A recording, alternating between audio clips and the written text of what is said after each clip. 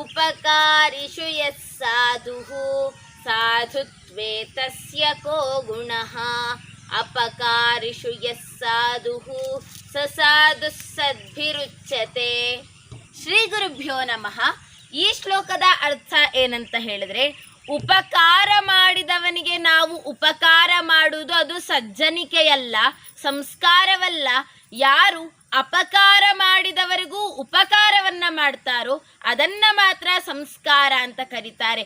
ನಾವು ನಮ್ಮ ಹಾದಿಯಲ್ಲಿ ಮುಳ್ಳನ್ನ ಎಸೆಯುವವರಿಗೆ ನಾವು ಅವರ ಹಾದಿಯಲ್ಲಿ ಹೂವನ್ನ ಚೆಲ್ಲಿದರೆ ಮಾತ್ರ ದೇವರು ನಮಗೆ ಆಶೀರ್ವಾದಿಸುತ್ತಾನೆ ಹೊರತು ಅವರ ಸೇಡನ್ನ ತೀರಿಸಿಕೊಳ್ಳೋದ್ ಮೂಲಕ ಅಥವಾ ನಮ್ಮ ಅಹಂಕಾರವನ್ನೇ ವರ್ಧಿಸಿಕೊಳ್ತಾ ಹೋದ್ರೆ ಅದು ಎಂದಿಗೂ ಕೂಡ ದೇವರು ಒಪ್ಪುವಂತಹ ಕೆಲಸ ಅಲ್ಲ.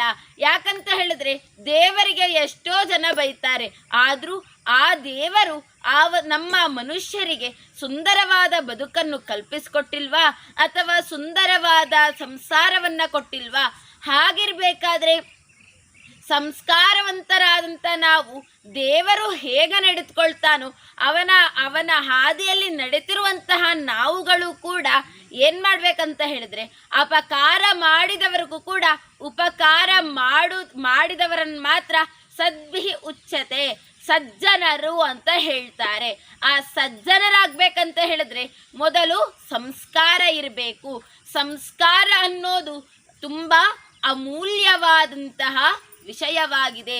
ಸಂಸ್ಕಾರ ಯಾವಾಗ ನಮ್ಮಲ್ಲಿ ರೂಢಿಯಾಗುತ್ತೋ ಆಗ ಮಾತ್ರ ಬೇರೆಯವರಿಗೆ ಆದರ್ಶ ವ್ಯಕ್ತಿಗಳಾಗಲು ಸಾಧ್ಯ. ಹಾಗಾದ್ರೆ ಸಂಸ್ಕಾರ ಅಂದ್ರೇನು? ಹಾಗಾದ್ರೆ ಸಂಸ್ಕಾರ ಎಲ್ಲಿಂದ ದೊರೆಯುತ್ತೆ?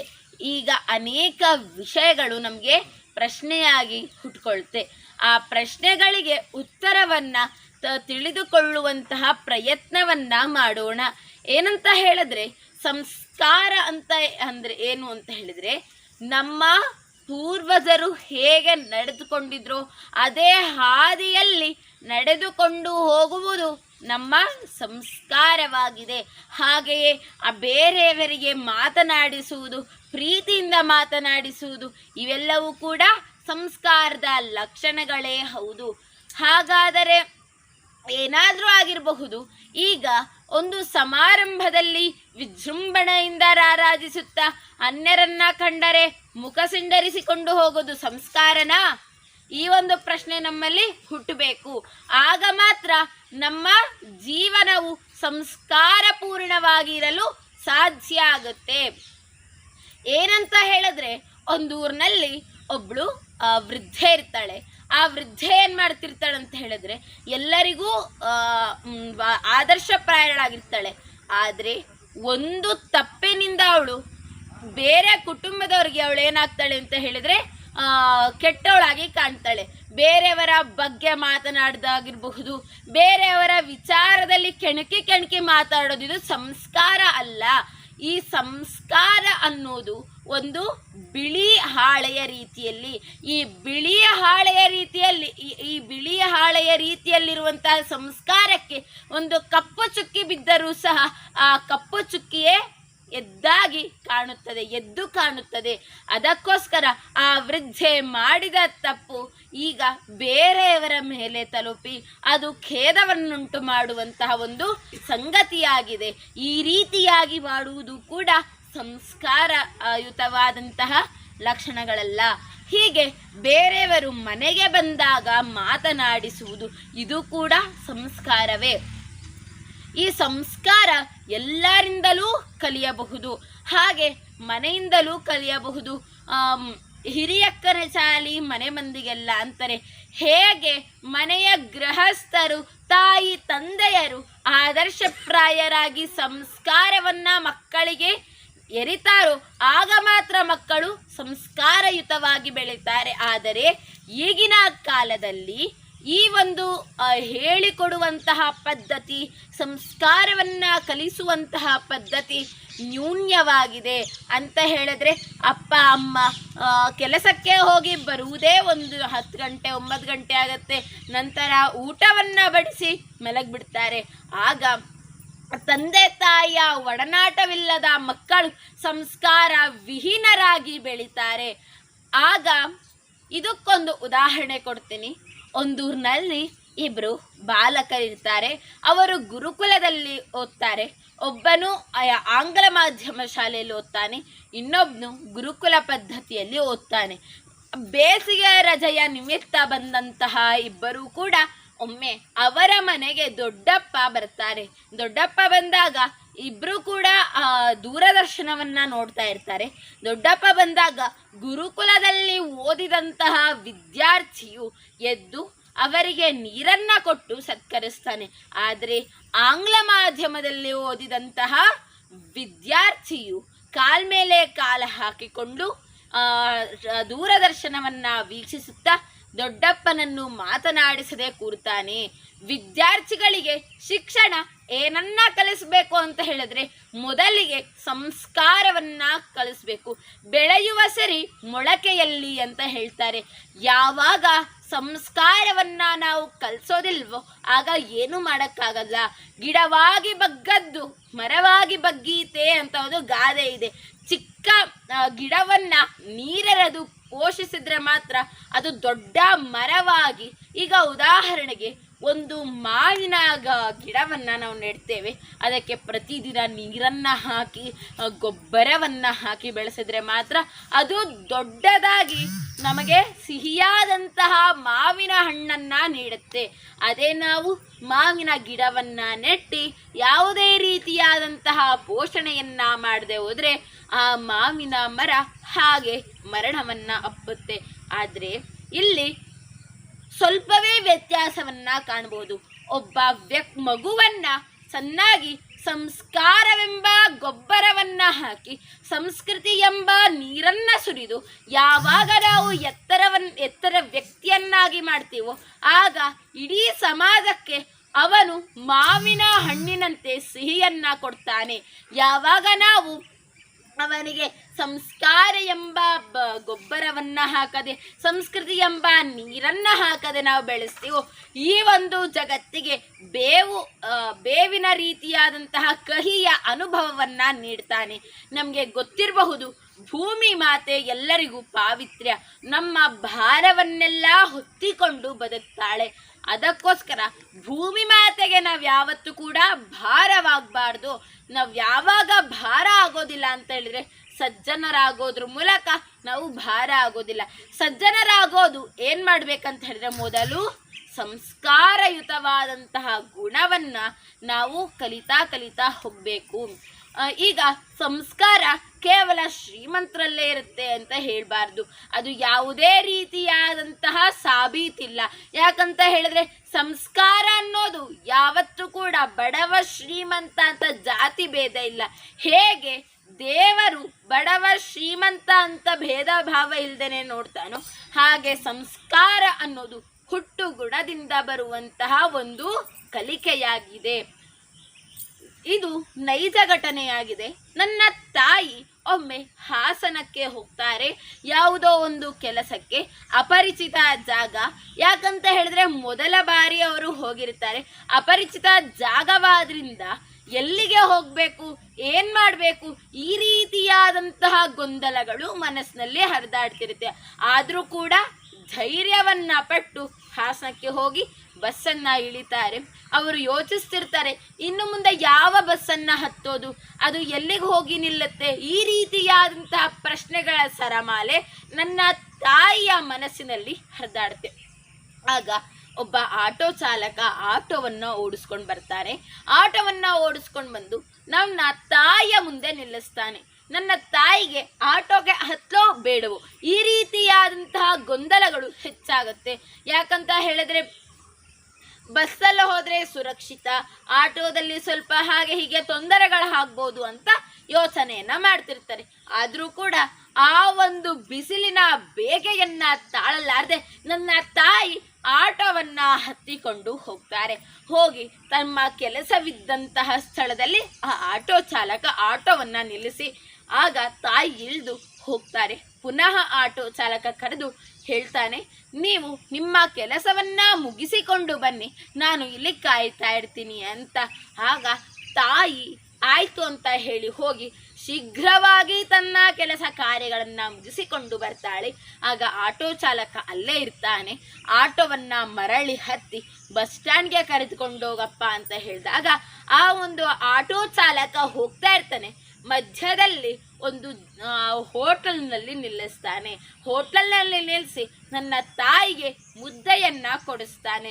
ನನ್ನ ತಾಯಿ ಹೇಳ್ತಾಳೆ, ಬೇಡ, ನಾನು ಹೀಗೆ ಹೋಗ್ತೀನಿ, ಪರವಾಗಿಲ್ಲ ಅಂತ ಹೇಳಿದಾಗ, ಇಲ್ಲ, ನೀವು ಅಷ್ಟು ದೂರ ಪ್ರಯಾಣ ಮಾಡಬೇಕಂತ ಹೇಳಿದರೆ ಹೊಟ್ಟೆಗೆ ಸ್ವಲ್ಪ ಹೊಟ್ಟೆ ತುಂಬಿರಬೇಕು, ಇಲ್ಲ ಅಂದರೆ ಸುಸ್ತಾಗುತ್ತೆ ಅಂತ ಹೇಳಿ ಆಟೋ ಚಾಲಕನೇ ತನ್ನ ದುಡ್ಡಿನಿಂದ ನನ್ನ ತಾಯಿಗೆ ಮುದ್ದೆಯನ್ನ ಕೊಡಿಸ್ತಾನೆ. ಇದು ಸಂಸ್ಕಾರ ಅಂತ ಹೇಳಿದ್ರೆ ಈ ಒಂದು ಜಗತ್ನಲ್ಲಿ ಸಂಸ್ಕಾರ ಅನ್ನೋದು ಕಾಣಬರ್ತಿಲ್ಲ. ಇದೇ ಹೃದಯವಂತಿಕೆ. ಯಾವಾಗ ನಮ್ಮ ದುಡ್ಡಿನಿಂದ ಎಷ್ಟೇ ಶ್ರೀಮಂತರಾಗಿರ್ಬೋದು, ಅದು ಶ್ರೀಮಂತಿಕೆಯಲ್ಲ, ಹೃದಯವಂತಿಕೆಯೇ ಶ್ರೀಮಂತಿಕೆ. ಆ ಹೃದಯವಂತಿಕೆಯನ್ನ ಬೆಳೆಸ್ಕೋಬೇಕು. ಇನ್ನು ನಾವು ಸಂಸ್ಕಾರ ಅಂತ ಹೇಳಿದ್ರೆ ಹಿರಿಯರನ್ನ ಗೌರವಿಸಬೇಕು. ಹಾಗೆ ಕೆಲವರು ಇರ್ತಾರೆ, ಈಗ ಮಾಲ್ಗಳಿಗೆಲ್ಲ ಹೋಗ್ತಾರೆ, ಅಲ್ಲಿ ಏನು ಇದೊಂದು ವಸ್ತುಗೆ ಇಷ್ಟೇ ದುಡ್ಡು ಅಂತ ಮಾಡಿರ್ತಾರೆ, ಫಿಕ್ಸ್ ಮಾಡಿರ್ತಾರೆ. ಏನೂ ಮಾತನಾಡ್ದೇನೆ ಆ ಒಂದು ದುಡ್ಡನ್ನ ಕೊಟ್ಟು ಬರ್ತಾರೆ. ಅದೇ ಕಷ್ಟಪಟ್ಟು ಬೆಳೆದು ಮಾರುಕಟ್ಟೆಯಲ್ಲಿ ಮಾರ್ತಿರುವಂತಹ ತರಕಾರಿಗೆ ಕಡಿಮೆ ಮಾಡಿ ಅಂತ ಕಡಿಮೆ ದುಡ್ಡನ್ನ ಕೊಟ್ಟು ಬರ್ತಾರೆ. ಇದು ಸಂಸ್ಕಾರವಲ್ಲ. ಅವರು ಬೇರೆಯವರ ಮೂಲಕ ಮಾಲ್ನಲ್ಲಿ ಖರೀದಿಸಿ ಅಲ್ಲಿ ಸ್ಥಾಪಿಸಿರ್ತಾರೆ. ಆದರೆ ಸ್ವತಃ ದುಡಿದು ಬೆವರನ್ನ ಸುರಿಸಿ ಮಾರುವವನಿಗೆ ಯಾಕೆ ಭೇದ ಭಾವ? ಇದು ಸಂಸ್ಕಾರ ಅಲ್ಲ. ಯಾವಾಗಲೂ ಕೂಡ ಅವರಿಗೆ ನಾವು ಮೊದಲು ಬೆಲೆಯನ್ನ ಕೊಡಬೇಕು. ಇದು ಕೂಡ ಸಂಸ್ಕಾರ ವರ್ಧನೆಗೆ ಸೋಪಾನ ಅಂತ ಹೇಳ್ಬೋದು. ಇನ್ನು ಹಿರಿಯರಿಗೆ ಗೌರವವನ್ನ ಕೊಡಬೇಕು. ಒಂದೂರಿನಲ್ಲಿ ಒಬ್ಳು ಹಿರಿಯರಿರ್ತಾರೆ. ಆ ಹಿರಿಯರ ಮನೆಗೆ ಒಬ್ರು ಹೋಗ್ತಾರೆ. ಹೋದಾಗ ಆ ಅಜ್ಜಿ ಏನ್ ಮಾಡ್ತಾಳೆ ಅಂತ ಹೇಳಿದ್ರೆ, ತನ್ನ ಮೊಮ್ಮಕ್ಕಳಿಗೆ ಚಕ್ಕುಲಿ, ಕೋಡು ಬಳೆ ಎಲ್ಲವನ್ನ ನೀಡ್ತಾಳೆ. ಕೊನೆಗೆ ಊಟವನ್ನ ಕೂಡ ಬಡಿಸ್ತಾ ಇರ್ತಾಳೆ ಪ್ರೀತಿಯಿಂದ. ಆದ್ರೆ ಆ ಮಕ್ಕಳಿರ್ತಾರಲ್ವ, ಯಾವಾಗಲೂ ಕೂಡ ಹಿರಿಯರಿಗೆ ಅಂದ್ರೆ ಅಜ್ಜಿಗೆ, ನಿನಗೇನು ಬರೋದಿಲ್ಲ, ನಿನಗೇನು ಮಾಡೋಕ್ಕಾಗೋದಿಲ್ಲ, ನಿನಗೆ ಬರೀ ಕೆಲಸ ಬರಲ್ಲ, ನಿನಗೆ ಕನ್ನಡ ಬರಲ್ಲ, ಈ ರೀತಿಯಾಗಿ ಬೈಗುಳವನ್ನ ಕೊಡ್ತಾ ಇದ್ರು ಕೂಡ ಏನಾಗುತ್ತೆ ಅಂತ ಹೇಳಿದ್ರೆ ಆ ಅಜ್ಜಿ ಪ್ರೀತಿಯಿಂದ ಬಡಿಸ್ತಾ ಇರ್ತಾಳೆ. ಆಗ ಏನಾಗುತ್ತೆ ಅಂತ ಹೇಳಿದ್ರೆ ಒಮ್ಮೆ ಆ ಮೊಮ್ಮಕ್ಕಳು ಅನ್ನವನ್ನ ವ್ಯರ್ಥ ಮಾಡ್ತಾರೆ. ಆ ವ್ಯರ್ಥ ಮಾಡಿದ ಅನ್ನವನ್ನ ನೋಡಿದಂತಹ ಅಜ್ಜಿ ಕರೆದು ಬುದ್ಧಿವಾದವನ್ನ ಹೇಳ್ತಾರೆ. ಹಿಂಗೆ ಮಾಡಬಾರ್ದಪ್ಪ, ಅನ್ನವೇ ಬ್ರಹ್ಮ ಅಂತ ಹೇಳ್ತಾರೆ. ಹಾಗಾದ್ರೆ ಅಂತ ಹೇಳಿದ್ರೆ ಆ ಮೊಮ್ಮಕ್ಕಳು ಹೇಳ್ತಾರೆ, ಅಜ್ಜಿ ನಿಮ್ಮ ಮಾತೆಲ್ಲ ಕೇಳ್ಕೊಂಡು ಕೂರಕ್ಕಾಗಲ್ಲ, ನಿನ್ನಿಂದ ಹೊಟ್ಟೆ ಕೆಟ್ಟಿಸ್ಕೊಳಕ್ಕಾಗಲ್ಲ. ಈ ರೀತಿಯಾದಂತಹ ಕಾರಣಗಳನ್ನ ಕೊಟ್ಟು ಆ ಅಜ್ಜಿಗೆ ಪ್ರತ್ಯುತ್ತರವನ್ನ ಕೊಡ್ತಾರೆ. ಇದು ನಿಜವಾಗಿಯೂ ಸಂಸ್ಕಾರವಲ್ಲ. ಯಾವಾಗ ನಾವು ಸಂಸ್ಕಾರದ ಕೊರತೆಯನ್ನ ಕಾಣ್ತೀವೋ ಆಗಲೇ ತಂದೆ ತಾಯಿಗಳು ತಿದ್ದಿ ಬುದ್ಧಿಯನ್ನ ಹೇಳಿದ್ರೆ ಮಾತ್ರ ಅದು ಉದ್ಧಾರ ಆಗುತ್ತೆ. ಈಗಿನ ಕಾಲದಲ್ಲಿ ವೃದ್ಧಾಶ್ರಮಗಳ ಸಂಖ್ಯೆ ಹೆಚ್ಚಾಗ್ತಿದೆ. ಇದಕ್ಕೆ ಕಾರಣ ಸಂಸ್ಕಾರ ಇಲ್ಲದೆ ಇರೋದು ಅಂತಾನೆ ಹೇಳ್ಬೋದು. ಇದಕ್ಕೆ ಯಾವುದೇ ಭಯ ಭೀತಿಯ ಸಂಗತಿ ಇಲ್ಲ. ಯಾಕಂತ ಹೇಳಿದ್ರೆ ಚಿಕ್ಕ ವಯಸ್ಸಿನಲ್ಲಿ ನಮ್ಮ ತಂದೆ ತಾಯಿಗಳು ತಮ್ಮ ಎಲ್ಲವನ್ನ ತ್ಯಾಗ ಮಾಡಿ ಮಮತೆಯಿಂದ 24 ವರ್ಷ ಆಗಿರ್ಬೋದು, ಯಾವುದೇ ಒಂದು ಕಷ್ಟ ಇಲ್ಲದಂತೆಯೇ ಆ ತಾಯಿ ತಂದೆ ಎಲ್ಲವನ್ನ ಕೊಡಿಸ್ತಾರೆ. ಅಮ್ಮ ಯಾವಾಗಲೂ ಕೂಡ ಬಡತನದಲ್ಲಿದ್ರು ಎಲ್ಲಿದ್ರು ಕೂಡ ತನಗೆ ಹೊಟ್ಟೆ ಹಸಿವಿದ್ರು ಕೂಡ ಮಕ್ಕಳಿಗೆ ಮೊದಲು ತಿನ್ನೋಳು ತಾಯಿ. ಈ ರೀತಿಯಾದಂಥ ತ್ಯಾಗಮಯಾದಂತಹ ವಿಷಯ ವಸ್ತು ಯಾವುದು ಅಂತ ಹೇಳಿದ್ರೆ ತಂದೆ ತಾಯಿ ಅಂತ ಹೇಳಬಹುದು. ಹಾಗೆ ದೊಡ್ಡವರಾದ್ಮೇಲೆ ತಂದೆ ತಾಯಿಗಳಿಗೆ ವಯಸ್ಸಾದಾಗ ತಂದೆ ತಾಯಿಗಳು ನಮಗೆ ಭಾರ ಆಗ್ತಾರೆ ಅಂತ ಯೋಚಿಸಿ ವೃದ್ಧಾಶ್ರಮಕ್ಕೆ ಬಿಡೋದು ಸರಿನಾ? ನಾವೇ ಒಮ್ಮೆ ಯೋಚನೆ ಮಾಡಿ ನೋಡಬೇಕು. ಆಗ ಮಾತ್ರ ಸಂಸ್ಕಾರ ಅನ್ನೋದು ಬರುತ್ತೆ. ಸಂಸ್ಕಾರ ಅನ್ನೋದು ಬೇರೆಯವರಿಂದ ಕಲಿಯುವಂತಹ ಪಾಠವಲ್ಲ, ಅದು ನಮ್ಮಲ್ಲೇ ನಮಗೆ ಅದು ಮೊಳಕೆಯೊಡೆಯಬೇಕು. ಊಟ ಮಾಡಬೇಕಾದ್ರೆ ಚೆಲ್ಲದೇನೆ ತಿನ್ನುವಂಥದ್ದು, ಇವೆಲ್ಲವೂ ಕೂಡ ಸಂಸ್ಕಾರವಂತದ ಗುಣಗಳೇ ಆಗಿವೆ. ನಮ್ಮ ಎಂಜಲನ್ನ ಬೇರೆಯವರಿಗೆ ಹಾಕದೇ ಇರುವಂಥದ್ದು, ಇದು ಕೂಡ ಸಂಸ್ಕಾರಯುತವಾದಂತಹ ಗುಣವಾಗಿದೆ. ಈ ರೀತಿಯಾದಂತಹ ಗುಣದ ಪಾಲನೆ ನಮಗೆ ನಮ್ಮ ಜೀವನದಲ್ಲಿ ಅತ್ಯವಶ್ಯಕವಾಗಿರುತ್ತದೆ. ಮೊದಲು ನಮ್ಮದು ಅವಿಭಕ್ತ ಕುಟುಂಬವಾಗಿರ್ತಿತ್ತು. ಯಾವುದೇ ಒಂದು ಕೆಲಸ ಕಾರ್ಯಕ್ರಮಗಳಿಗೂ ಎಲ್ಲರನ್ನ ಕರೆದು ಸಹಕಾರ ಸಡಗರದಿಂದ ಆ ಒಂದು ಕಾರ್ಯಕ್ರಮವು ನಡೆಯುತ್ತಿತ್ತು. ಆದರೆ ಈ ಒಂದು ಸಮಯದಲ್ಲಿ ಹಿಂದಿನ ದಿನ ಹೋದರೂ ಕೂಡ ಅಲ್ಲಿಗೆ ಯಾವ ರೀತಿಯಾದಂತಹ ಸಿದ್ಧತೆಯ ಅವಶ್ಯಕತೆ ಇದೆ ಅದು ಯಾವುದನ್ನೂ ಯೋಚಿಸದೆ ಕೇವಲ ತಮ್ಮ ಜಂಗಮವಾಣಿಯನ್ನ ನೋಡ್ಕೊಳ್ತಾ ಅಲ್ಲಿ ಕಾಲಹರಣ ಮಾಡುವುದು ನಮ್ಮಲ್ಲಿ ಕಂಡು ಬರ್ತಿದೆ. ಯಾವಾಗಲೂ ಕೂಡ ಸಹಾಯದ ಮನೋಭಾವನೆ ಇರಬೇಕು. ಇದು ಕೂಡ ಸಂಸ್ಕಾರದಲ್ಲಿ ಒಂದು ಭಾಗ ಅಂತ ಹೇಳ್ಬೋದು. ಇನ್ನು ನಮ್ಮ ಎಂಜಲು ತಟ್ಟೆಯನ್ನ ಬೇರೆಯವರು ತೊಳಿಬಾರ್ದು. ನಮ್ಮ ಕಾಯವನ್ನ ನಾವೇ ಮಾಡ್ಕೋಬೇಕು. ಬೆಳಗ್ಗೆ ಎದ್ದ ತಕ್ಷಣ ನಾವು ಹೊಚ್ಚಿಕೊಂಡಂತಹ ವಸ್ತುವನ್ನ ಅಥವಾ ಬೆಡ್ಶೀಟನ್ನ ಹೊದಿಕೆಯನ್ನ ನಾವೇ ಮಡಿಸಿ ಇಡಬೇಕು. ಇದು ಕೂಡ ಸಂಸ್ಕಾರವಾಗತ್ತೆ. ಕೆಲವೊಮ್ಮೆ ಬಾರಿ ಅದು ಅಸಾಧ್ಯವಾಗಬಹುದು, ಆಗ ಪರವಾಗಿಲ್ಲ. ಯಾವಾಗ ನಾವು ಪ್ರತಿದಿನ ಪಾಲಿಸೋದಿಲ್ವೋ ಅದು ತಪ್ಪಾಗತ್ತೆ. ಬೇರೆಯವರ ಮನೆಗೆ ಹೋದಾಗ ಅವರ ಮನೆಯ ವಾತಾವರಣದಂತೆ ನಾವು ನಡೆದುಕೊಳ್ಬೇಕು. ಅದು ಕೂಡ ಸಂಸ್ಕಾರ. ನನಗೆ ಅದೇ ಬೇಕು, ನನಗಿದೇ ಬೇಕು ಅಂತ ನಾವು ಆಜ್ಞೆ ಮಾಡುವುದು ಸಂಸ್ಕಾರವಲ್ಲ. ಸರಳತೆ ಹಾಗೂ ಸಜ್ಜನಿಕತೆಯಿಂದ ನಾವು ಬದುಕಿದರೆ ಅದೂ ಕೂಡ ಸಂಸ್ಕಾರವಾಗಬಹುದು. ಸಂಸ್ಕಾರ ಅಂತ ಹೇಳಿದ್ರೆ ಬೇರೆಯವರ ಕಷ್ಟವನ್ನು ತಿಳಿದುಕೊಂಡು ನಾವು ಸಹಾಯ ಮಾಡೋದು, ಅವರಿಗೆ ನಾವು ಓದಕ್ಕೆ ಅವರಿಗೆ ಅನೇಕ ರೀತಿಯಾದಂತಹ ಸಹಾಯವನ್ನು ಮಾಡೋದೇ ಸಂಸ್ಕಾರಕ್ಕೆ ಒಂದು ಬರುತ್ತೆ. ಇದಕ್ಕೆ ಉದಾಹರಣೆ ಸುಧಾಮೂರ್ತಿಯವರು ಬರೆದಿರುವಂತಹ ಸಾಫ್ಟ್ ಮನ ಎಂಬ ಪುಸ್ತಕದಲ್ಲಿ 2ನೇ ಕಥೆಯನ್ನ ನೋಡಬಹುದು. ಒಂದೂರಿನಲ್ಲಿ ರಾಕೇಶ್ ಅಂತ ಒಬ್ಬ ಇದ್ದ. ಅವನು ಬೆಂಗಳೂರಿಗೆ ಬಂದಿದ್ದ. ಕಾರ್ಖಾನೆಯಲ್ಲಿ ಕೆಲಸ ಮಾಡ್ತಾ ಇದ್ದ. ಕಾರ್ಖಾನೆಯಲ್ಲಿ ಅವನು ಸ್ಕೂಲ್ ಬ್ಯಾಗ್ಗಳನ್ನು ತಯಾರಿಸ್ತಿದ್ದ. ಆದರೆ ಕೆಲವೊಂದು ಲೋಪದೋಷಗಳಿದ್ದ ಕಾರಣ ಆ ಸ್ಕೂಲ್ ಬ್ಯಾಗ್ಗಳನ್ನು ಯಾರೂ ಕೂಡ ಖರೀದಿಸಲು ಒಪ್ಕೊಳ್ತಾ ಇರಲಿಲ್ಲ. ಅದಕ್ಕೋಸ್ಕರ ಅವನು ಯೋಚನೆ ಮಾಡ್ದ. ಅವನ ಮನಸ್ಸಿನಲ್ಲಿ ಬರಬಹುದಾಗಿತ್ತು ಏನಂತ ಹೇಳಿದ್ರೆ, ಈ ಒಂದು ಸ್ಕೂಲ್ ಬ್ಯಾಗ್ನ ಎಸ್ದು ಬಿಡೋಣ ಅಂತ. ಆದರೆ ಅವನ ಮನಸ್ಸಿನಲ್ಲಿ ಬಂದಂತಹ ಚಿಂತನೆ ಏನು ಅಂತ ಹೇಳಿದ್ರೆ, ಈ ಒಂದು ಬೆಂಗಳೂರಿನಲ್ಲಿ ಅನೇಕ ಬಡ ಮಕ್ಕಳಿದ್ದಾರೆ. ಆ ಮಕ್ಕಳಿಗೆ ಈ ಸ್ಕೂಲ್ ಬ್ಯಾಗ್ಗಳನ್ನ ವಿತರಿಸಿದ್ರೆ ಅನೇಕ ಬಾರಿ ಸಹಾಯ ಆಗಬಹುದು ಅಂತ ಅವನು ಚಿಂತಿಸಿ ಸುಧಾಮೂರ್ತಿ ಅವರಿಗೆ ದೂರವಾಣಿಯನ್ನು ಮಾಡಿ ನಮಗೊಂದು ಸಹಾಯ ಬೇಕಿತ್ತು ಅಂತ ಹೇಳಿ ಈ ಒಂದು ವಿಚಾರವನ್ನು ಮಂಡಿಸ್ತಾನೆ. ಆಗ ಖುಷಿಪಟ್ಟಂತಹ ಸುಧಾಮೂರ್ತಿಯವರು ಕೃಷ್ಣಮೂರ್ತಿ ಎನ್ನುವವರನ್ನು ಕರ್ಕೊಂಡು ಕಳಿಸಿ ಪ್ರತಿ ವರ್ಷ ಸ್ಕೂಲ್ ಬ್ಯಾಗ್ಗಳನ್ನ ತರಿಸ್ಕೊಂಡು ಎಲ್ಲ ಬಡ ವಿದ್ಯಾರ್ಥಿಗಳಿಗೆ ಅದನ್ನು ಹಂಚುತ್ತಿರ್ತಾರೆ. ಕೊನೆಗೆ ಒಂದಿನ ರಾಕೇಶ್ ಅನ್ನೋರಿಗೆ ವಯಸ್ಸಾಗತ್ತೆ. ಅವರು ಮತ್ತೆ ಪುನಃ ಪತ್ರವನ್ನು ಬರೆದು, ನನಗೆ ವಯಸ್ಸಾಗಿರೋ ಕಾರಣ ನನ್ನ ಹೆತ್ತ ತಾಯಿ ತಂದೆಯರ ಜೊತೆ ಕಾಲವನ್ನು ಕಳಿಬೇಕು, ನಮ್ಮವರ ಜೊತೆ ಕಾಲವನ್ನು ಕಳಿಬೇಕು ಅಂತ ನಾನು ಪುನಃ ಹುಬ್ಬಳ್ಳಿಗೆ ತೆರಳ್ತಾ ಇದ್ದೀನಿ. ಇಲ್ಲಿ ಮಿಹಿರಿ ಎನ್ನುವವರಿಗೆ ನನ್ನ ಈ ಒಂದು ಕಾರ್ಖಾನೆಯನ್ನು ಕೊಟ್ಟು ಹೋಗ್ತೀನಿ, ನೀವು ಪುನಃ ಬಂದು ಪ್ರತಿ ವರ್ಷದಂತೆ ಸ್ಕೂಲ್ ಬ್ಯಾಗ್ಗಳನ್ನ ತಗೊಂಡು ಹೋಗಿ ಅಂತ ಹೇಳಿ ರಾಕೇಶ್ ಮರಳುತ್ತಾನೆ. ಮತ್ತೆ ಮಾರನೇ ವರ್ಷ ಆಗುತ್ತೆ. ಅವರು ಏಪ್ರಿಲ್ ತಿಂಗಳನ್ನು ಮುಗಿಸಿ ಮೇ ತಿಂಗಳಲ್ಲಿ ಪುನಃ ಸ್ಕೂಲ್ ಬ್ಯಾಗ್ಗಳನ್ನ ತಗೊಂಬರೋಕ್ಕೆ ಕೃಷ್ಣಮೂರ್ತಿ ಅನ್ನೋರು ಹೋಗ್ತಾರೆ. ಎಲ್ಲ ಸ್ಕೂಲ್ ಬ್ಯಾಗ್ಗಳನ್ನು ತಮ್ಮ ಗಾಡಿ ವಾಹನದಲ್ಲೇ ಇಟ್ಕೊಂಡು ಬರ್ತಾ ಇರ್ಬೇಕಾದ್ರೆ ಮಿಹಿರ್ ಅನ್ನೋನು ನಿಲ್ಲಿಸ್ತಾನೆ. ನಿಲ್ಲಿಸಿ ಇಲ್ಲ ಯಾರ ಅನುಮತಿಯನ್ನ ಪಡೆದು ನೀವು ಹೋಗ್ತಾ ಇದ್ದೀರಾ ಅಂತ ಕೇಳಿದಾಗ ಆ ಕೃಷ್ಣಮೂರ್ತಿಯವರು ಹೇಳ್ತಾರೆ, ಇಲ್ಲ ನಾವು ಪ್ರತಿ ವರ್ಷ ಇದೇ ರೀತಿಯಾಗಿ ಮಾಡ್ತಾ ಇದ್ವಿ, ಆದರೆ ಈ ವರ್ಷ ನಿಮ್ಮ ಇದಕ್ಕೆ ಇಮೇಲನ್ನು ಕೂಡ ಕಳಿಸಿದ್ದೀವಿ ಅಂತ ಹೇಳಿದ್ರು ಕೂಡ ಅದನ್ನು ನೋಡಿದ್ರೂ ಕೂಡ ಮಿಹಿರನವನು ಇಲ್ಲ ಸುಧಾಮೂರ್ತಿಯವರೇ ಬಂದು ಮಾತನಾಡುವವರೆಗೂ ಕೂಡ ನಾನು ಬಿಡೋದಿಲ್ಲ ಅಂತ ಹೇಳ್ತಾನೆ. ಆಗ ಇದು ಏನಾಗತ್ತಂತ ಹೇಳಿದ್ರೆ ಒಳಹಮ್ಮು ಅಂತ ಕರೀತಾರೆ. ಈ ರೀತಿಯಾದಂಥ ಅಹಂಕಾರ ನಮ್ಮಲ್ಲಿ ಬೆಳೆಬಾರದು. ಅಹಂಕಾರಂ ಬಲಂ ದರ್ಪಂ ಕಾಮಂ ಕ್ರೋಧಂ ಪರಿಗ್ರಹಂ ಅಂತ ಹೇಳ್ತಾರೆ. ಅಂತ ಹೇಳಿದ್ರೆ ಕಾಮ ಕ್ರೋಧ ಹಾಗೆ ಅಹಂಕಾರವನ್ನ ತ್ಯಜಿಸಿದ್ರೆ ಮಾತ್ರ ಅವನು ಬ್ರಹ್ಮಲೋಕಕ್ಕೆ ಹೋಗ್ತಾನೆ ಅಂತ.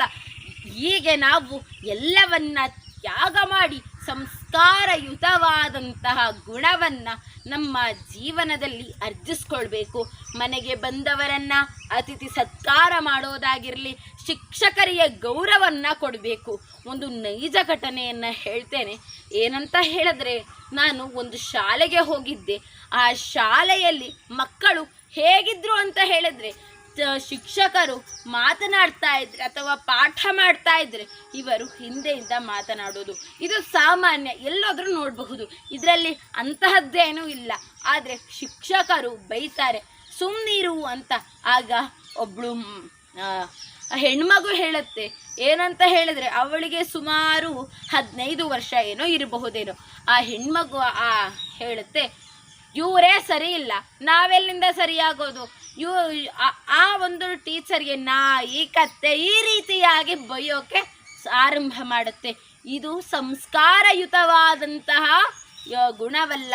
ಗುರು ಬ್ರಹ್ಮ ಗುರುರ್ ವಿಷ್ಣು ಗುರುರ್ದೇವೋ ಮಹೇಶ್ವರ ಗುರು ಸಾಕ್ಷಾತ್ ಪರಬ್ರಹ್ಮ ತಸ್ಮೈ ಶ್ರೀ ಗುರವೇ ನಮಃ ಎಂದು ಹೇಳಿಕೊಡುವಂತಹ ಹಿಂದೂ ಸಂಸ್ಕೃತಿಯಲ್ಲಿ ಈ ರೀತಿಯಾಗಿ ಮಾಡುವುದು ಸರಿನಾ?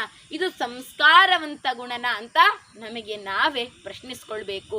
ಇದಕ್ಕೆ ಕಾರಣ ತಂದೆ ತಾಯಿ ನೀಡದೇ ಇರುವಂತಹ ಸಂಸ್ಕಾರ. ಯಾವಾಗಲೂ ಕೂಡ ತಂದೆ ತಾಯಿಗಳು ಸಂಸ್ಕಾರವನ್ನು ನೀಡಿದರೆ ಮಾತ್ರ ಅದು ನಮ್ಮ ಬಾಳಿಗೆ ಉತ್ತಮ ವ್ಯಕ್ತಿಯನ್ನಾಗಿ ಮಾಡಲು ಮಾರ್ಗದರ್ಶನವಾಗುತ್ತದೆ, ದಾರಿ ದೀಪವಾಗುತ್ತದೆ ಅಂತ ಹೇಳಬಹುದು. ಇನ್ನು ನಾವು ಯಾವಾಗಲೂ ಕೂಡ ಶಿಕ್ಷಕರಿಗೆ ಗೌರವವನ್ನು ಕೊಡುವುದಾಗಿರ್ಬೋದು. ಈಗ ವರ್ಷವನ್ನು ಮುಗಿಸಿ ಬಂದಿರಬಹುದು, ನಾವು ಒಂದು ಶಾಲೆಗೆ ಹೋಗಿ ಅಲ್ಲಿ ಶಿಕ್ಷಣವನ್ನು ಪಡೆದು 10 ವರ್ಷಗಳ ನಂತರ ನಾವು ಒಂದು ದಾರಿಯಲ್ಲಿ ಹೋಗ್ತಾ ಇರಬೇಕಾದ್ರೆ ನಮಗೆ ಪಾಠ ಮಾಡಿದಂತಹ ಶಿಕ್ಷಕರು ಬಂದಾಗ ವಂದನೆಯನ್ನು ತಿಳಿಸಿ ಅವರ ಕ್ಷೇಮ ವಿಚಾರವನ್ನು ಮಾಡೋದು ಕೂಡ ಸಂಸ್ಕಾರನೇ. ಈ ರೀತಿಯಾದಂತಹ ಸಂಸ್ಕಾರಗಳು ನಮ್ಮ ಒಂದು ಜಗತ್ತಿನಲ್ಲಿ, ಲೌಕಿಕ ಜಗತ್ತಿನಲ್ಲಿ ಕಾಣುವುದು ಕಡಿಮೆಯಾಗಿದೆ. ಆ ರೀತಿ ಮಾಡಿದರೆ ಮುಂದೆ ಮಕ್ಕಳಿಗೆ, ನಮ್ಮ ಮುಂದಿನ ಪೀಳಿಗೆಯವರಿಗೆ ಸಂಸ್ಕಾರ ಅನ್ನೋದು ಏನು ಅಂತಲೇ ಗೊತ್ತಿರೋದಿಲ್ಲ. ಅದಕ್ಕೆ ಬಂದಂತಹ ಅತಿಥಿಗಳನ್ನು ನಾವು ಮೊದಲು ಸತ್ಕರಿಸಬೇಕು. ಇದು ಈಗಿನ ಕಾಲದಲ್ಲಿ ಕಡಿಮೆಯಾಗ್ತಾ ಇದೆ. ಯಾವಾಗ ಮನೆಗೆ ಬರ್ತಾರೋ ಆಗ ಒಂದು ರೂಮಿನಲ್ಲಿ ಹೋಗಿ ಕೂತ್ಕೊಳ್ಬಿಡೋದು, ಅದು ಸುಮ್ಮನೆ ಕೂರ್ತಾರ, ಇಲ್ಲ ಮೊಬೈಲನ್ನು ನೋಡ್ಕೊಂಡು ಕೂರೋದು.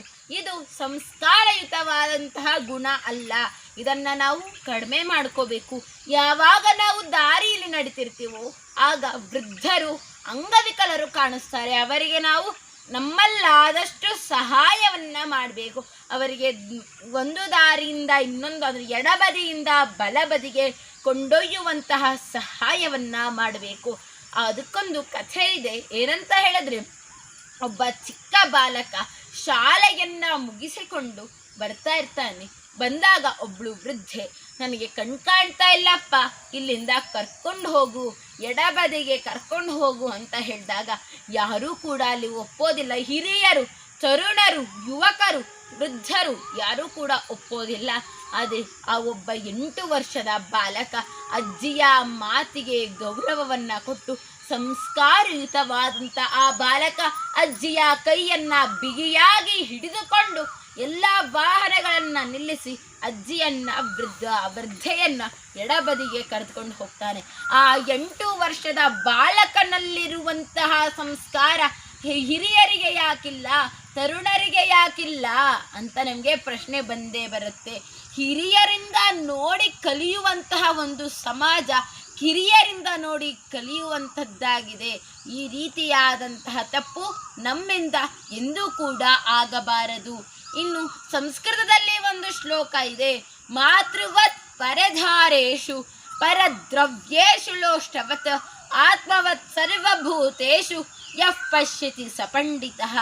ಯಾರು ಎಲ್ಲ ಮಾತೆಯರನ್ನ ತನ್ನ ಮಾತೆಯಂತೆ ಕಾಣ್ತಾರೋ, ಯಾರು ಪರರ ಜನವನ್ನ ಮಣ್ಣಿನಂತೆ ಕಾಣ್ತಾರೋ, ಯಾರು ಎಲ್ಲ ಜೀವಿಗಳನ್ನ ತನ್ನಂತೆ ಕಾಣ್ತಾರೋ ಅವರು ಮಾತ್ರ ಪಂಡಿತರಾಗಲು ಸಾಧ್ಯ. ಅವರು ಯಾವಾಗಲೂ ಕೂಡ ಪಂಡಿತರಾಗಲು ಸಂಸ್ಕಾರವನ್ನ ಹೊಂದಿರಬೇಕು, ಉಳ್ಳವಂಥವರಾಗಿರಬೇಕು. ಅದಕ್ಕೆ ಆ ಪಂಡಿತರು ಯಾವಾಗ ಆಗ್ತಾರಂತ ಹೇಳಿ ಎಲ್ಲರನ್ನ ತನ್ನಂತೆ ಕಾಣುವುದು ಕೂಡ ಸಂಸ್ಕಾರವೇ. ಪರರ ಜನವನ್ನು ಎಲ್ಲೋ ಸಿಕ್ತು ಅಂತ ಜೋವಿ ಹಾಕೊಳ್ಳೋದು ಸಂಸ್ಕಾರ ಅಲ್ಲ. ಯಾರದ್ದು ಅಂತ ಅದನ್ನು ತಿಳಿದುಕೊಂಡು ಅವರಿಗೆ ಕೊಡುವುದು ಅದು ಸಂಸ್ಕಾರ. ಬೇರೆ ಜೀವಿಯನ್ನು ಎಲ್ಲಿ ಕಂಡರೂ ಅದನ್ನು ಸಾಯಿಸಿ, ಇರುವೆ ನಮಗೆ ಯಾವುದೇ ರೀತಿಯಾದಂಥ ಹಿಂಸೆಯನ್ನು ಮಾಡಿರೋದಿಲ್ಲ, ಆದರೆ ಆ ಇರುವೆಯನ್ನು ಮೆಟ್ಟಿ ಸಾಯಿಸ್ತೀವಲ್ಲ ಅದು ಸಂಸ್ಕಾರಯುತವಾದಂತಹ ಗುಣ ಅಲ್ಲ. ಈ ರೀತಿಯಾದಂಥ ಸಂಸ್ಕಾರಯುತ ಗುಣಗಳು ಅನೇಕ ಇದೆ, ಅದನ್ನು ತಿಳ್ಕೊಳ್ತಾ ಹೋಗೋಣ. ಅನ್ನೋದು ಸಹವಾಸದಿಂದ ಬರುವಂತಹ ಇದು. ಯಾವಾಗಲೂ ಕೂಡ ಸಹವಾಸದಿಂದ ಸನ್ಯಾಸಿ ಕಟ್ಟ ಅಂತ ಆಗಬಾರದು. ಒಂದು ಊರಿನಲ್ಲಿ ಒಂದು ದೊಡ್ಡ ಆಲದ ಮರ, ಆ ಆಲದ ಮರದಲ್ಲಿ 2 ಗಿಳಿಗಳು ಯಾವಾಗಲೂ ಕೂಡ ವಾಸ ಮಾಡ್ತಾ ಇರುತ್ತೆ. ಆಗ ಒಂದು ದಿನ ಒಬ್ಬ ಬೇಟೆಗಾರ ಬಂದು ಆ 2 ಗಿಳಿಗೆ ಬಾಣವನ್ನು ಹೂಡ್ತಾನೆ. ಆಗ ಒಂದು ಗಿಳಿ ಮಾತ್ರ ಬೇಟೆಗಾರನ ಕೈವಶ ಆಗುತ್ತೆ, ಇನ್ನೊಂದು ಗಿಳಿ ಅಲ್ಲೇ ಬಿದ್ದು ಹೋಗ್ಬಿಡತ್ತೆ. ಆಗ ಅಲ್ಲಿಗೊಬ್ಬ ಋಷಿಕುಮಾರ ಬಂದು ಆ ಒಂದು ಗಿಳಿಯನ್ನ ಸಾಕಿ ಸಲಹುತ್ತಾನೆ, ಹಾಗೆ ಮನೆಗೆ ಕರ್ಕೊಂಡೋಗ್ತಾನೆ. ಇನ್ನೊಂದು ಗಿಳಿ ಬೇಟೆಗಾರನ ಹತ್ರ ಹೋಗುತ್ತೆ. ಹೀಗೆ 2 ಗಿಳಿಗಳು ಬೇರೆ ಬೇರೆ ಆಗುತ್ತೆ. ಇಲ್ಲಿ ಋಷಿಕುಮಾರನ ಹತ್ತಿರ ಇದ್ದಂತಹ ಗಿಳಿ ಯಾವಾಗಲೂ ಕೂಡ ವೇದ ಮಂತ್ರ ಪಠನಾಧಿಕಗಳು, ಜಪಾಧಿಕಗಳು, ಹಾಗೆ ಕಥೆಗಳನ್ನು ಕೇಳ್ತಾ ಸಂಸ್ಕಾರ ಗುಣಗಳನ್ನು ಅದು ವರ್ಜಿಸ್ಕೊಡುತ್ತೆ. ಅಲ್ಲಿ ಕಟುಕುತನವನ್ನು, ಕ್ರೂರವಾಗಿ ಮಾತನಾಡುವುದನ್ನು ಆ ಗಿಳಿ ಸಹವಾಸದಿಂದ ಕಲಿಯುತ್ತೆ. ಒಮ್ಮೆ ಒಬ್ಬ ಬಾಯಾರಿಕೆಯಿಂದ ಬಳಲ್ತಾ ಒಬ್ಬ ವ್ಯಕ್ತಿ ಬಂದು ಆ ಕಟುಕರ ಹತ್ತಿರ ಇದ್ದಂತಹ ಗಿಳಿಗೆ ಕೇಳ್ತಾನೆ, ನೀರು ಕೊಡು ಗಿಳಿ ಅಂತ. ಅದಕ್ಕೆ ಅದು ಇಲ್ಲ, ನೀನು ಇಲ್ಲಿದ್ರೆ ನಿನ್ನನ್ನು ಸಾಯಿಸ್ತೀನಿ, ನಾನು ಕಚ್ಚತೀನಿ ಅಂತ ಹೇಳಿ ಅದು ಬೈದ್ಬಿಡುತ್ತೆ ಗಿಳಿ. ಆಮೇಲೆ ಬೇಜಾರಿಂದ ಅವನು ಋಷಿಕುಮಾರನ ಮನೆಗೆ ಬಂದು ಗಿಳಿಗೆ ಕೇಳ್ತಾನೆ ನೀರು ಕೊಡು ಅಂತ. ಅದು ತಕ್ಷಣ ಹೋಗಿ ಋಷಿಕುಮಾರನಿಗೆ ವಿಷಯವನ್ನ ತಿಳಿಸಿ ನೀರನ್ನು ತಂದು ಕೊಡುತ್ತೆ. ಇದು ಕೂಡ ಸಂಸ್ಕಾರ, ಇದು ಸಹವಾಸದಿಂದ ಬಂದಂತಹ ಸಂಸ್ಕಾರವಾಗಿರುತ್ತೆ. ನಾವು ಸಹವಾಸ ಮಾಡಿ ಕೂಡ ಸಂಸ್ಕಾರವನ್ನು ಕಲಿಬೇಕು. ಏನಂತ ಹೇಳಿದ್ರೆ 100 ಜನ ಕೆಟ್ಟವರ ಸಹವಾಸವನ್ನು ಬಿಟ್ಟು ಒಬ್ಬ ಸ್ವಾಮೀಜಿ ಅಥವಾ ಸತ್ಪುರುಷನ ಸಹವಾಸ ಮಾಡಿದರೆ ಸಾಕು, ನಮ್ಮಲ್ಲಿ ಒಳ್ಳೆಯ ಗುಣ ಉದ್ಭವವಾಗತ್ತೆ ಅಂತ ಹೇಳ್ತಾ, ಯಾವಾಗ ಚಿಕ್ಕ ಮಕ್ಕಳಲ್ಲಿ ಬೀಜವನ್ನು ಬಿತ್ತುತ್ತೀವೋ ಆಗ ಮಾತ್ರ ಅದು ಶ್ರೇಷ್ಠ ಆಗತ್ತೆ. ಹುರಿದ ಬೀಜವನ್ನು ಮಕ್ಕಳಲ್ಲಿ ಬಿತ್ತಿದ್ರೆ ಅದು ಯಾವತ್ತೂ ಫಲವನ್ನು ಕೊಡೋದಿಲ್ಲ. ಹಸಿಯಾದಂತಹ ಫಲವತ್ತಾದಂತಹ ಬೀಜವನ್ನು ನಾವು ಮಕ್ಕಳ ಮನಸ್ಸಿನಲ್ಲಿ ಬಿತ್ತಿದರೆ, ಸಂಸ್ಕಾರವೆಂಬ ಫಲವತ್ತತೆಯಾದಂತಹ ಬೀಜವನ್ನು ಮಕ್ಕಳ ಮನಸ್ಸಿನಲ್ಲಿ ಬಿತ್ತು ದಿನ ನೀರನ್ನು ಎರೆದು ಗೊಬ್ಬರವನ್ನು ಹಾಕಿ ಒಳ್ಳೆಯ ಮಾತುಗಳಿಂದ, ಬುದ್ಧಿವಾದಗಳಿಂದ ಆ ಮಕ್ಕಳನ್ನು ಬೆಳೆಸಿದರೆ ಅವರು ಕೂಡ ಬೇರೆಯವರಿಗೂ ಕೂಡ ಸಂಸ್ಕಾರವಂತ ಶಿಕ್ಷಣವನ್ನು ಕೊಡುವವರಾಗ್ತಾರೆ. ಅದಕ್ಕೋಸ್ಕರ ನಾವು ಸಂಸ್ಕಾರಯುತ ಗುಣವನ್ನು ಪ್ರತಿನಿತ್ಯ ದಿನಕ್ಕೊಂದು ಗುಣವನ್ನು ಅಥವಾ ವಾರಕ್ಕೊಂದು ಗುಣವನ್ನು ಅರ್ಜಿಸಿಕೊಳ್ತಾ ಸಂಸ್ಕಾರವನ್ನು ಅರ್ಜಿಸಿಕೊಳ್ಳೋಣ ಅಂತ ನನ್ನ ಮಾತಿಗೆ ಪೂರ್ಣ ವಿರಾಮವನ್ನು ಕೊಡ್ತೇನೆ. ಧನ್ಯವಾದಗಳು.